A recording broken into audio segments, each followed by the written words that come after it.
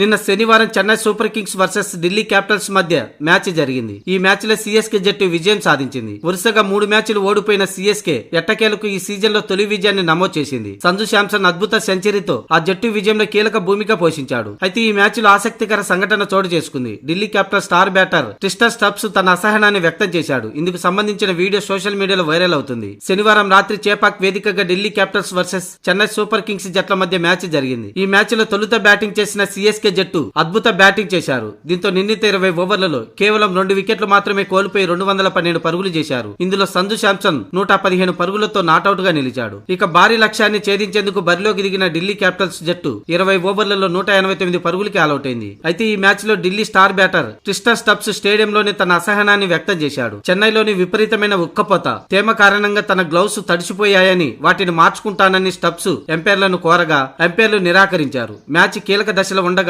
Over మధ్యలో gloves మార్చడం వల్ల సమయం వృధా అవుతుందని ఎంపైర్లు పేర్కొన్నారు. ఈ నిర్ణయం స్టబ్స్ కి ఏమాత్రం నచ్చలేదు. అప్పటికే స్టబ్స్ మంచి ఫామ్ తో బ్యాటింగ్ లో అదరగొడుతున్నాడు. అయితే ఎంపైర్ల నిర్ణయంతో అతడు అసహనం వ్యక్తం చేశాడు. ఆ అంతరాయం వల్ల అతడు బ్యాటింగ్ ఫామ్ కోల్పోయాడు. ఆ తర్వాత కొద్దిసేపటికి 60 పరుగుల వ్యక్తిగత స్కోరు వద్ద స్టబ్స్ అవుట్ అయ్యాడు. ఓవర్ మధ్యలో ట్రిస్టన్ స్టబ్స్ ను గ్లౌస్ మార్చుకొని ఇవ్వకపోవడంతో ఢిల్లీ కోచ్ హేమంగ్ బదాని, నితీష్ రాణా ఎంపైర్లపై ఆగ్రహం వ్యక్తం చేశారు. ట్రిస్టన్ స్టబ్స్ ఎంపైర్ తో వాగ్వాదానికి దిగడమే కాకుండా డ్రెస్సింగ్ రూమ్ వద్ద బ్యాట్ ను విసిరేశాడు. ఆ తర్వాత డ్రెస్సింగ్ రూమ్ లోకి అడుగు పెట్టగానే హెల్మెట్ ను కోపంతో నేలకేసి కొట్టాడు. ఇందుకు సంబంధించిన వీడియో సోషల్ మీడియాలో వైరల్ అవుతుంది. వాస్తవానికి ఐపీఎల్ నిబంధనల ప్రకారం ఓవర్ మధ్యలో పరికరాలు మార్చుకోవటం వల్ల బౌలర్ వేగానికి అడ్డు తగులుతుందని ఎంపైర్లు భావిస్తారు. అందుకే స్టంప్స్ విన్నపాన్ని ఎంపైర్లు తోసిపుచ్చారు.